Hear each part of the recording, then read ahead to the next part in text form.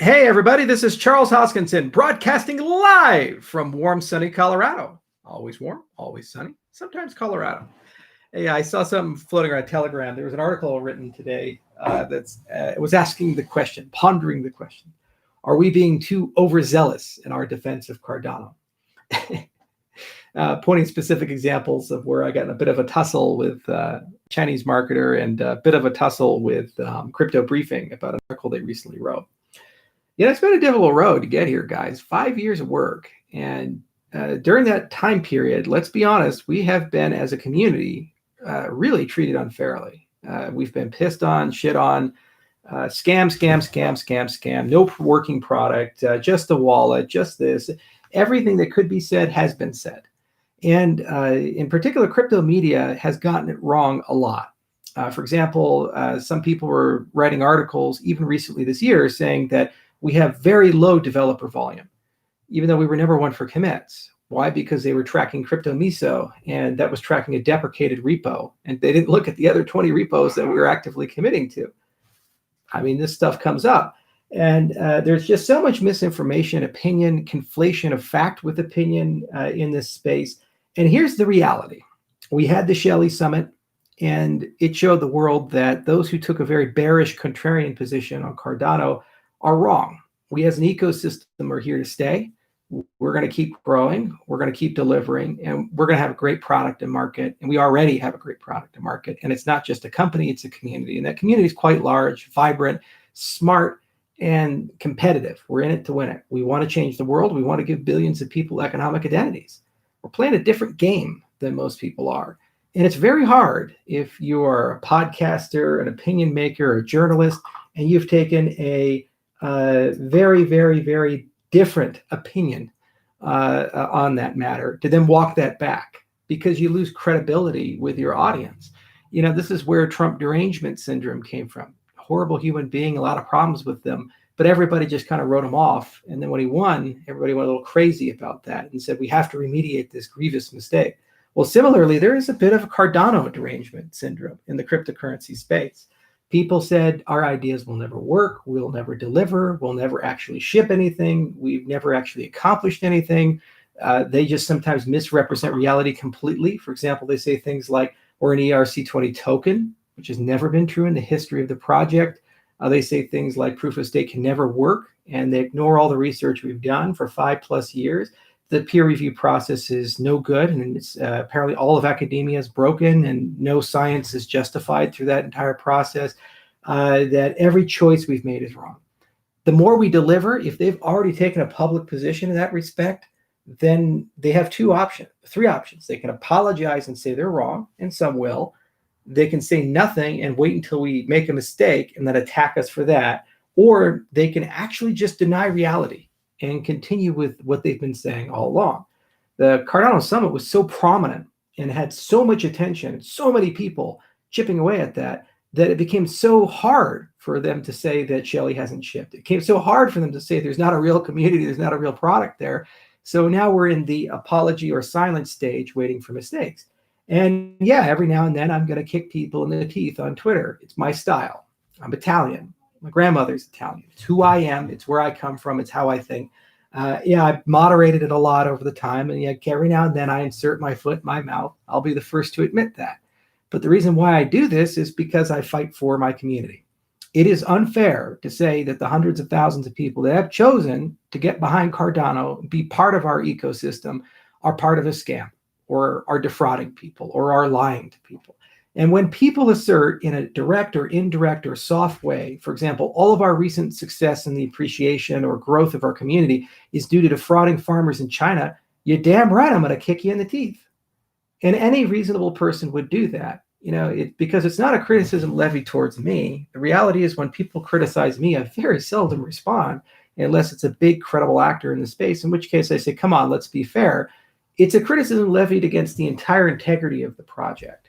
And if that becomes the narrative, that lie propagates, then what happens is it damages our ability to get adoption, use, and utility, and it damages our market perception. So yeah, we need to hit back. Sometimes I do it, probably shouldn't, but I do, because I'm passionate about this. I'm passionate about my community, and I'll never apologize for fighting for them. There are good people here. I meet them every single day. I interact with them every single day. They come from all walks of life, all ranges of age. This is the first time in my life where I have gotten a letter on a project from a 6-year-old to a letter on a project from a 91-year-old written on a typewriter for the same context of support of the ecosystem. The 6-year-old was written with a crayon. So there's diversity here, and these aren't numbers. These are human beings and people who have chosen to get on the train. And it's all of our job to defend our ecosystem. And, if a person comes and says our strategy's wrong, our protocols are wrong, we have issues with all kinds of, market adoption or whatever that might be. I'm willing to have that debate, and it's going to be a fun civil debate. And you saw it with Masari when we were talking about Ethereum adoption. And in the best of times, it's a lot of fun for everybody. And we at least can agree to disagree. But if someone takes a position that we are defrauding people, we're a scam, we're lying to people, there is no debate or conversation here. No one should have to defend themselves against allegations with no evidence. Ask yourself, how would you feel if somebody came up to you and said, so when did you stop beating your wife? When did you stop being a child molester? When did you stop committing crimes? And you say, excuse me, who the hell are you and why are you saying these things? But this seems to be the standard discourse amongst certain circles within our industry. And this is an industry-wide problem. If we can't disagree without resorting to attacks on character and integrity, then what ends up happening is that no one wants to jump on board cryptocurrencies. You see, we have to ask ourselves, why would a government entrust its elections to our systems? Why would people entrust their money to our systems? Why would people entrust our property to our systems? If any single time someone enters in and they have 5,000 options, they pick one of those 5,000 options, the other 4,999 of them say that they're criminals and they're dishonest, immoral people, and they're being bamboozled and defrauded at the best case or complicit in a scam at the worst case. Well, you know what that does? It just destroys all adoption in our industry as a whole. So we have to be better as an industry. We have to be better at dealing with scams. Bad in financial incentives, but we also have to be better in discourse and conduct. I will freely admit there are times I've been too harsh, not fair, not empathetic enough, reacted too quickly. And that happens from time to time. On the other hand, we have to accept that sometimes it's a two-way relationship. And it's not okay to say that our community is a bad community. It's not okay to say our community is dishonest or our products don't exist. We proved to the world that they did. We proved to the world that they did through GitHub, through our papers, through the formal methods, through the software you can download and verify yourself.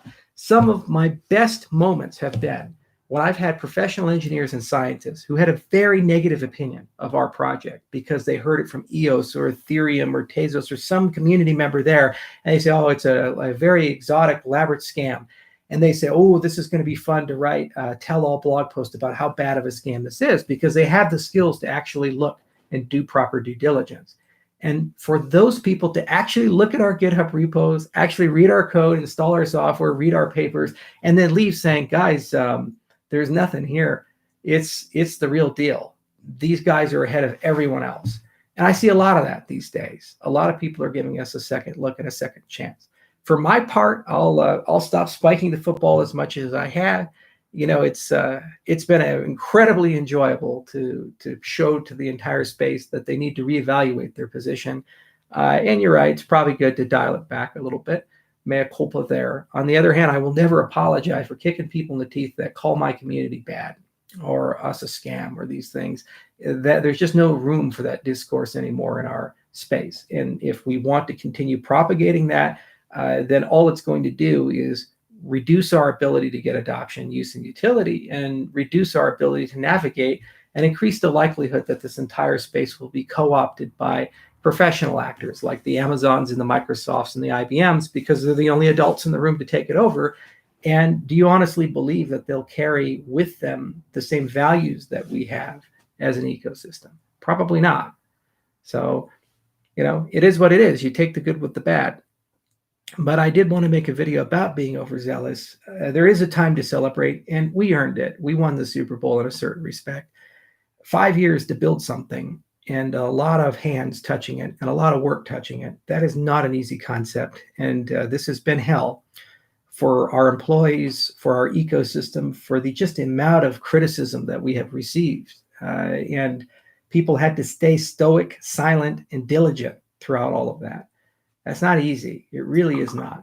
And somehow we have managed to get to a point where not only have we delivered, but we have delivered with enough certainty that we believe that we can truly change things, not just in our industry, but with the world, with the way that we're doing things. It'll take time, take years, lots of effort, lots of debate, equal amounts of hard work. I'll be along for the ride one way or another, because I this is my life's work. I've always said that. But I'd like to celebrate that a little bit, and for people to just say, hey, that was a good thing. And by the way, all the code is open. All the papers are open source. We never once filed for a patent. While our competitors in this industry, many of them pursued patents, many of them said our ecosystem, they try to build things in a way to lock people in. The continuation of Cardano is a benefit to every single person in the cryptocurrency space. Whether we succeed as a project long-term or not, we are leaving behind foundations that will fundamentally transform the way things work in our industry and hopefully the world. We're showing people how to do liquid democracy. We're showing people how to do blockchain-based governance. We're showing people how to do a much better UTXO model, the extended UTXO.